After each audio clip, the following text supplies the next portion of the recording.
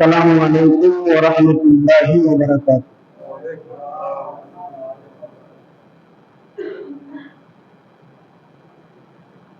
Alhamdulillahilladzi abda'al salata wal arjun. Assalatu wassalamu ala man kana nabiyyan wa adamu bainal ma'i wat tin. وعلى آله وأصحابه أجمعين أما بعد فأعوذ بالله من الشيطان الرجيم ببركة بسم الله الرحمن الرحيم إنا أعطيناك الكوثر فصل لربك وانحر إن شانئك هو الأبتر صدق الله المولانا العظيم وبلغنا رسوله النبي الأمين المكين الكريم ونحن على ذلك لمن الشاهدين والشاكرين والحمد لله رب العالمين উপস্থিতি সম্মানিত দিনদার ইমানদার মুসলমান হাজরাত সমস্ত হামদ ও তারিফ প্রশংসা সে আল্লাহ সুবহানাহু ওয়া তাআলার জন্য যিনি ওয়াহদাহু লা শারীক মানে এক এবং যার কোনো অংশীদার নাই এবং যার কোনো বংশ নাই না আল্লাহ কেউ পয়দা করেছে না আল্লাহর ঔরসে কেউ পয়দা করেছে কুফুয়ান আহাদ না আল্লাহর কোনো কুফু নাই কোনো বংশ নাই আল্লাহ যা ইচ্ছা তাই করতে পারেন সর্বশক্তিমান মহান আল্লাহ তাবারক ওয়া তাআলা আসমান এবং জমিনকে বানালেন আর সেই জমিনকে তরুলতা গাছপালা দিয়ে সাজিয়ে মানুষকে আশরাফুল মাখলুকাত করে বানালেন সে আল্লাহর প্রশংসা করে শেষ করতে পারা যায় না তাই সকলে বলুন আলহামদুলিল্লাহ হামদ সানার পরম্পরে দরুদ ও সালাম বর্ষিত হোক নবীকুলের শিরোমণি তাজদারে আম্বিয়া সাইয়্যিদুল মুরসালিন পাপীদের উদ্ধারকারী যে সাহারার সাহারা আমিনার দুলারা আহমদুল মুস্তাফা সাইয়্যিদুনা মুহাম্মদুর রাসূলুল্লাহ সাল্লাল্লাহু তাআলা আলাইহি ওয়াসাল্লামের প্রতি শত কোটি কোটি দরুদ ও সালাম বর্ষিত হোক অর্পিত হোক মহব্বত এবং আল্লাহুম্মা আমিন। আজকে যে জুমার নামাজ পড়তে আমরা এসেছি এটা গুরুত্বপূর্ণ একটা জুমার দিন যেমন করে 365 দিনের মধ্যে সবচেয়ে উত্তম দিন হলো ইয়াউমে আরাফা।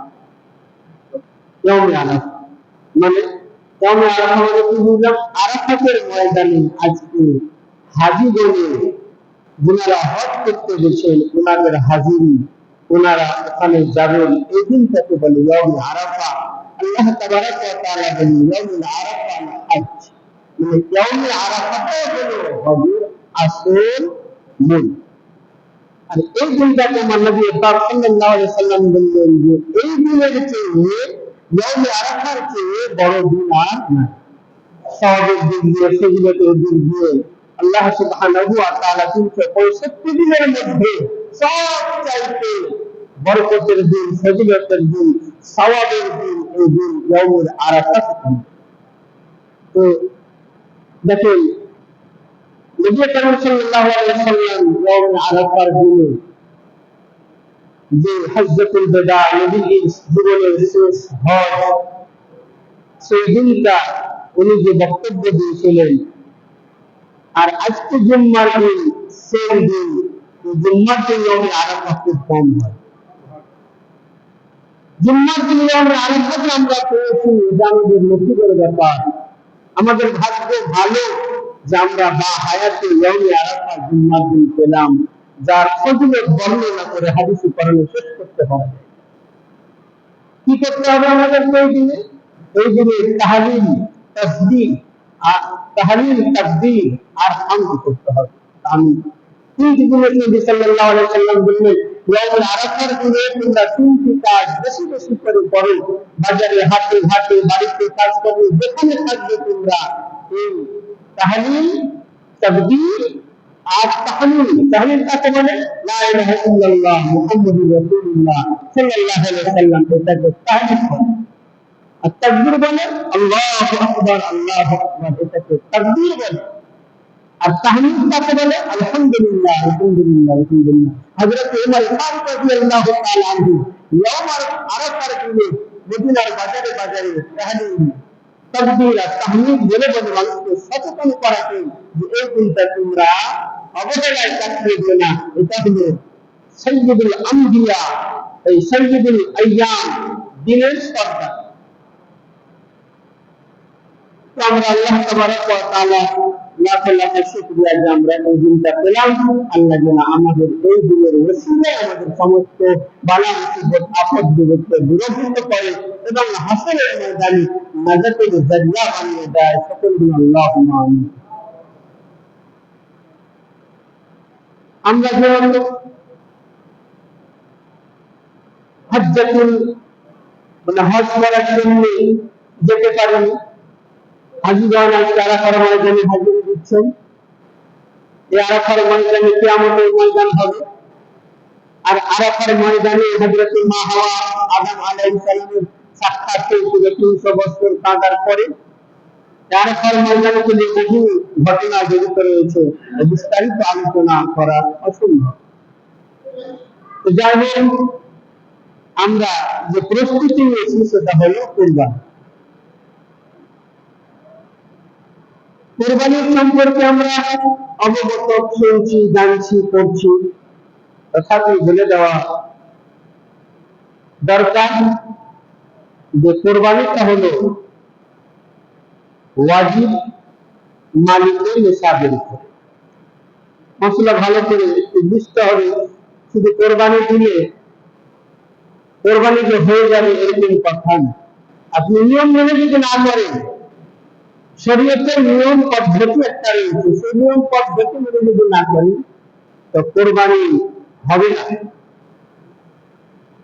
কোরবানির সওয়াব থেকে আমি আপনি বঞ্চিত থাকব। কোরবানির মালিকের নিসাবের উপর ওয়াজিব। মালিকের নিসাব কে? মালিকের নিসাব হলো 52 বন চাঁদি বা কত সমতুল্য টাকা পয়সা যার কাছে আছে তাকে বলে মালিকের নিসাব। বর্তমান জামানায় ৭৫,০০০ টাকার মূল্য। এই টাকা, এই সমতুল্য টাকা যার কাছে আছে, সমস্ত খরচ খরচ বাদ দিয়ে তাকে বলে মালিকুল নিসাব। এই মালিকুল নিসাবের উপরে কোরবানি ওয়াজিব। ধরেন আমি মালিকুল নিসাব, আমি কি করলাম, একটা খাসি কিনলাম বা একটা গরুর ভাগা আমি অংশ নিলাম 60,000। আমি এবার একটা কি করছি যে আমার আব্বা মারা গেছে, মা মারা গেছে, তো যখন নাম লেখাচ্ছি তখন আমার নামটা আর লেখাই না। আমি বলছি যে হুজুর, এই আমার এই খাসিটা আমার বাপের নামে আপনি কোরবানি দিয়ে দেন, জবাই করে দেন। দেখেন, আব্বা মায়ের নামে কোরবানি দেওয়া অবশ্যই ভালো কাজ, সওয়াবের কাজ, ওনারা সওয়াবের মুখাপেক্ষী। কিন্তু আপনি যেহেতু মালিকুল নিসাব, বাড়ির অভিভাবক, গার্জেন, আপনার উপরে একটা ওয়াজিব জিনিস আল্লাহ দিয়েছেন, কোরবানি। আপনি যদি না করেন এই কোরবানিটা, তাহলে আপনার মাথার উপরে একটা বোঝা চেপে গেল। ওয়াজিব ছাড়লে যে গুনাহটা হয়, ওয়াজিব মানে ফরজের কাছাকাছি। ওয়াজিবকে ছোট মোটো ভাবলে হবে না। ওয়াজিব মানে ফরজের কাছাকাছি। তো ওয়াজিব ছাড়লে যে গুনাহটা হয়, আপনি কোরবানি করার পরে এই গুনাহটা আপনি আপনার আমলনামায় চলে যাচ্ছে। তো আপনি যদি আব্বা মায়ের দরদি হলেন, মহব্বতের ভাবছেন, তো আপনাকে দুটা অংশ নিতে হবে বা দুটা কোরবানি রাখতে হবে, তিনটা রাখতে হবে। যেরকম আপনি রাখবেন, আপনার আত্মীয় স্বজন আছে তাদের নামে দিতে পারেন। তো এ ব্যাপারে আপনাদেরকে সচেতন অবশ্যই হতে হবে যে কোরবানি মালিকের নিসাবের উপরে ওয়াজিব। তো মালিকের নিসাবের নামে হবে ফালা ইবনে ফালা, মানে অমুকের বেটা অমুক, এই নামটা যেন মালিকের নিসাবে থাকে। তারপরে যদি আপনি আল্লাহ আপনাকে সামর্থ্য দিয়েছে আব্বা মায়ের নামে কোরবানি দিবেন, আলে রসুল ইমাম হাসান হোসেনের নামে কোরবানি দিবেন, মা ফাতিমাতুল জাহরার নামে কোরবানি দিবেন, সাইয়্যিদুল আম্বিয়া তাজদারে মদিনা রাহাতুল কালবিনার নামে কোরবানি দিবেন, এটা খুবই ভালো কথা, উত্তম কথা। কিন্তু নিজের নাম বাদ দিয়ে যদি আপনি কোরবানি কাউরির নামে দেন, কোরবানি সওয়াবটা উনি পেয়ে যাবেন, কিন্তু আপনি যেহেতু একটা ওয়াজিবকে ছেড়ে দিলেন, যার কারণে আপনি গুনাহগার হবেন। মিল্লাতুল ইসলামিয়া আল্লাহ তাআলা এই কোরবানির জমির সওয়াব রেখেছেন পবিত্র কোরআনুল মাজিদের মধ্যে। আল্লাহ সুবহানাহু ওয়া তাআলা বলেন, ইয়ানালুল্লাহু লুহুমুহা ওয়ালা দিমাউহা ওয়ালাকিন ইয়ানালুহু তাকওয়া মিনকুম। হে আমার বান্দারা, তোমরা কোরবানি করো আর কোরবানির জান্নাত হালাল করার জন্য তার চামড়া ছিঁড়ে দিয়ে গোশতটা বের করে টুকরো টুকরো করে তোমরা রান্না করে খাও। আমি আল্লাহ আমার কাছে কিছু পৌঁছাই না, তথাপি আমি প্রত্যেকটা রোগের পরিবর্তে একটা করে লিখি, তোমার আমল নামায় আমি লিখে দিব। কারণটা কি? আমি আল্লাহ তোমার তাকওয়া দিচ্ছি, পরহেজগারি দিচ্ছি। ইসলামিয়া তাকওয়া এমন জিনিস যেখানে কোনো রকমের আল্লাহ ছাড়া কাউকে কোনো ঘোষণা করা যায় না, আল্লাহ ছাড়া কাউকে কোনো জিনিস ভাবা যায় না। তাকওয়া খালিসাতান লিল্লাহ, আল্লাহর নাম হলো তাকওয়া। আল্লাহকে রাজি করার জন্য, আল্লাহ সুবহানাহু ওয়া তাআলার নৈকট্য লাভ করার জন্য, আল্লাহর প্রিয় বান্দা হওয়ার জন্য যে কাজটা করা যায় সেইটাই হলো তাকওয়া। তাকওয়া বুঝতে হবে, তাকওয়া হাতে গেলে পরহেজগারি থাকে। আমার নবী পাক সাল্লাল্লাহু তাআলা আলাইহি ওয়াসাল্লাম হাদিস শরীফের মধ্যে বর্ণনা করলেন, দেখুন, শাআরাতুল হাসানাতুল, প্রত্যেকটা লোকের পরিবর্তে একটা নীতি।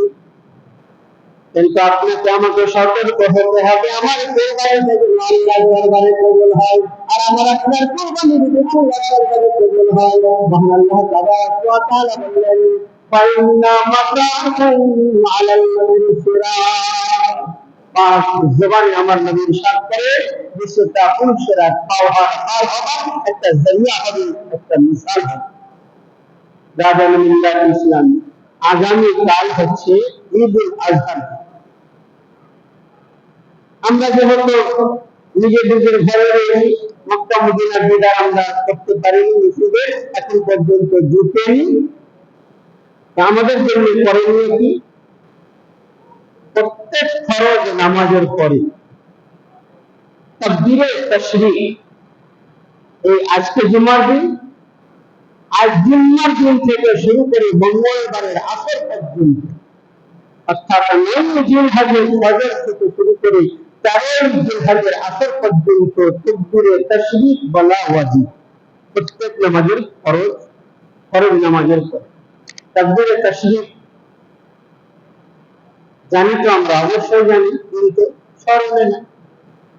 তাকবীরে তাশরীক হলো আল্লাহু আকবার, আল্লাহু আকবার, লা ইলাহা ইল্লাল্লাহু, আল্লাহু আকবার, আল্লাহু আকবার, ওয়া লিল্লাহিল হামদ।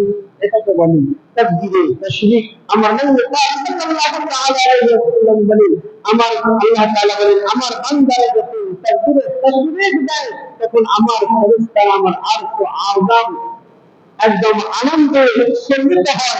আমি আল্লাহ তাআলার তাকবীরে তাশরীকে খুশি হয়ে আমার সেই বান্দার উপরে আমার অপূরন্ত রহমত বর্ষণ করে দিই, আর সেই বান্দা আমার রহমতকে ধন্য। তো দাদা, তাকবীরে তাশরীক এটা ওয়াজিব জিনিস, ছাড়লে গুনাহগার হয়ে যাবে। একটা কথা মনে রাখবেন, ওয়াজিব ছাড়লে গুনাহগার হবে। তো তাকবীরে তাশরীক প্রত্যেক ফরজ নামাজের পরে অবশ্যই করতে হবে। ওদের বলে যারা নামাজ পড়ে না তারা কি করে? তো নামাজ পড়ে না সেটা তো তার মহা পাপের কাজ করছে।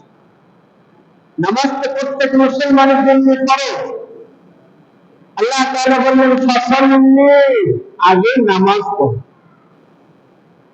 তো দেখা যাচ্ছে নামাজের ধারে কাছে নাই, আর আল্লাহ টাকা দিয়েছে বড় একটা হস্তপুষ্ট ফাঁসি তুলে শুধু রাউন্ড মেরে বেড়াচ্ছে, এই রাস্তায় ও রাস্তায়, ও পাড়ায় ও পাড়ায়।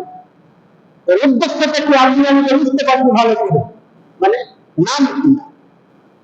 তো বাবা নাম শুনে কয়দিন কি হবে? আল্লাহ নারাজ হয়ে গেলে তোমার নাম কোন দিকে চলে যাবে? নামটা কয়দিন থাকবে? এর জন্য নাম কেনার জন্য কিছু করবেন না, আল্লাহকে রাজি করার জন্য করবেন। মহান আল্লাহ তাবারাক ওয়া তাআলা যদি আপনার উপরে রাজি হয়ে যায়, সন্তুষ্ট হয়ে যায়, আমার আল্লাহ তাআলা বলেন আমার রহমত তোমার উপর বর্ষণ হবে।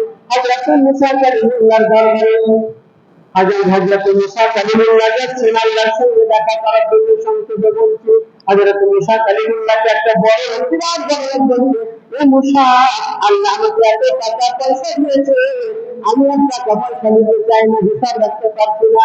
আল্লাহর কাছে তুমি যাচ্ছ, বলবে আল্লাহ যেন আমাকে ধন সম্পদ না দেয়। বলছে ঠিক আছে বলবো। একটা দরিদ্র ব্যক্তি রাস্তায় ভিক্ষা করছে, সে বলে মুসা তুমি কোথায় যাবেন? আল্লাহর সঙ্গে দিদার করতে যায়, কথাবার্তা বলতে যায়, আল্লাহর সঙ্গে দেখা করতে যাচ্ছি। ওই গরিব ব্যক্তিকে বলবে মুসা গো, আমার এমন অবস্থা, ছেলে মেয়ে খেতে পাই না, দিন চলে না, হাড়ি চলে না, আল্লাহ যেন তোমার জন্য আল্লাহ টাকা পয়সা আমাকে দেয়। বিকাশের কথা নিয়ে গেল, আল্লাহ মুসা বললেন ঠিক আছে বলে দেবো। আল্লাহ দরবারে যখন মুসার কথাবার্তা হচ্ছে এবং সময় হযরত মুসা আলাইহিস সালাম বললেন মাবুদ, তোমার দিনটা বান্দা দিনটা কথা বলে তাকে বলেছি একটা ধনী বান্দা আছে, ও আর টাকা পয়সা নিবে না, এই জন্য আমাকে বলেছে টাকা পয়সা যদি যাতে না বাড়ে এর পয়সা ফেলে দেন। আল্লাহ বললেন শোনো, ওই আমার বান্দাকে আমার শুকরিয়া আদায় করতে মানা করে দাও, আর মান খায়রাত করতে মানা করে দাও, তার ধন দৌলত অটোমেটিক কমে যাবে। এই দক্ষিণ মানুষেরা যারা আল্লাহর কোরআন লক্ষ লক্ষ কোটি কোটি টাকার সম্পত্তি নিয়ে বলে থাকো, যদি তুমি দান না করো, আল্লাহর যদি শুকরিয়া আদায় না করো, মুসা কালিমুল্লাহর কথা যে আল্লাহ বললেন ওই কথা অনুযায়ী তোমার সম্পদ চিরস্থায়ী হতে পারে না, শেষ হয়ে যাবে। আল্লাহ তাআলা বললেন ওই ব্যক্তিটাকে বলো দান করা বন্ধ করে দিবে আর আমার শুকরিয়া আদায় বন্ধ করে দিবে। আর গরিব ব্যক্তিটাকে কি বলবো? আল্লাহ বলেন গরিব ব্যক্তিটাকে দিয়ে বলো সে যেন বেশি বেশি করে আমার দরবারে শুকরিয়া আদায় করে, আমার দরবারে হামদে সানা করে, আমার হামদে সানা করবে, আমার শুকরিয়া আদায় করবে, আমি আল্লাহর করে আমার রহমতের দরজা খুলে দেব। যার নাম তাকে শুকরিয়া আদায় করতে বলি। কিসের শুকরিয়া আদায় করবে? আল্লাহর কাছে শুকরিয়া আদায় করবে। আল্লাহ তুমি যা দিয়েছো এটা আলহামদুলিল্লাহ, আল্লাহ তোমার কোটি কোটি লক্ষ কোটি প্রশংসা যে তুমি আমাকে সুস্থ ভালো রেখেছো। বিসমিল্লাহির ইসলামী কুরবানি আমরা আপনারা সবাই মিলে প্রস্তুতি নিয়েছি। উদ্দেশ্য আমার একটাই হবে আমাদের যে আমার কুরবানিটা কেমন করে আল্লাহর দরবারে কবুল করব, কবুল করাবো। আমি কি করে আল্লাহর দরবারে কোরবানিটা কবুল করাবো? এর এক নম্বর কাজ হলো যে আপনাকে লিল্লাহিয়াত রাখতে হবে, পবিত্রতা রাখতে হবে, দিনের মধ্যে কোনো রকমের রিয়া কামনা আসবে আর মাংস নিয়ে আপনার লোভ না হয়। মাংস যেমন ভাগ করেন আপনারা তিন ভাগে ভাগ, সঠিকভাবে ন্যায্যভাবে আপনি ভাগ করে আপনার অংশ আপনি খাবেন, বন্ধু মুসলিম ফকিরদের অংশ তাদেরকে দেবেন, পাড়া প্রতিবেশীর হক আত্মীয় স্বজনের হক তাদেরকে দেবেন। এর মধ্যে আপনার কিন্তু লোক যদি চলে আসে তাহলে কোরবানি কিন্তু আপনার সওয়াব পাওয়া যাবে। আল্লাহ তাআলা আমাদেরকে মকবুল কোরবানি করার জন্য আমরা করতে পারি। আরেকটা কথা হলো ঈদুল আজহার নামাজের কথা। দেখুন ঈদুল আজহার নামাজ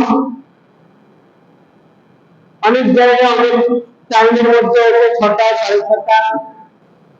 তো আমাদের এখানে সমস্ত কমিটিগণ এবং যারা রয়েছেন মুসল্লিয়ান হাজরাত ওনাদের আলোচনার মাধ্যমে যে সিদ্ধান্তটা নেওয়া হয়েছে সেটা হলো সকাল 7টার মধ্যে ঈদুল আজহার নামাজ আরম্ভ হয়ে যাবে। সকাল 7টাতে ঈদুল আজহার নামাজ আরম্ভ হয়ে যাবে। এটা আপনারা যারা এসেছেন আলহামদুলিল্লাহ জেনে গেলেন, যারা আসেননি তাদেরকে জানিয়ে দেবেন যাতে তাদের জামাতটা সঠিক সময় পৌঁছে যায় এবং জামাতে সামিল হতে পারে, কারোর কোনো অসুবিধা না হয়। সকাল 7টার সময় ঈদুল আজহার নামাজ আরম্ভ হয়ে যাবে। এইভাবে প্রস্তুতি আমরা করব। কারণ দেখেন 4টা 50-এ 4টা 50-এ আপনার সূর্য উঠে যাচ্ছে। তাহলে 4টা 50-এ যে সূর্য ওঠে, আপনি টাইম পাচ্ছেন কতটা নিজেকে তৈরি করার জন্য? ফজর থেকে নিয়ে 2 ঘন্টা 10 মিনিট। তো 2 ঘন্টা 10 মিনিট ম্যাক্সিমাম টাইম আপনি পেলেন। এরপরেও যদি আমরা আপনি তৈরি না হতে পারি, ফজরের নামাজ পড়লাম না, ঘুমিয়ে থাকলাম, আর ঈদুল আজহার নামাজের জন্য ঝগড়া করবো, তো এটা কি মুসলমানের কাজ নয়? মুসলমান হবে ফজরের আজান শোনা মাত্র উঠে যাবে, উঠে মসজিদে হাজির হয়ে ফজরের নামাজের পরে বাড়িতে গিয়ে সবাইকে তুলে সব ঠিকঠাক করে নামাজের জন্য রওনা করবে। এটা যেন আমরা অবশ্যই করি। আল্লাহ তাআলা যেন আমাদেরকে তৌফিক দান করেন। ওয়া আলাইনা ইল্লাল বালাগুল মুবিন। আসসালামু আলাইকুম ওয়া রাহমাতুল্লাহি ওয়া বারাকাতুহু। বিনাদের সুন্নাত বাকিয়াকে আদায় করি।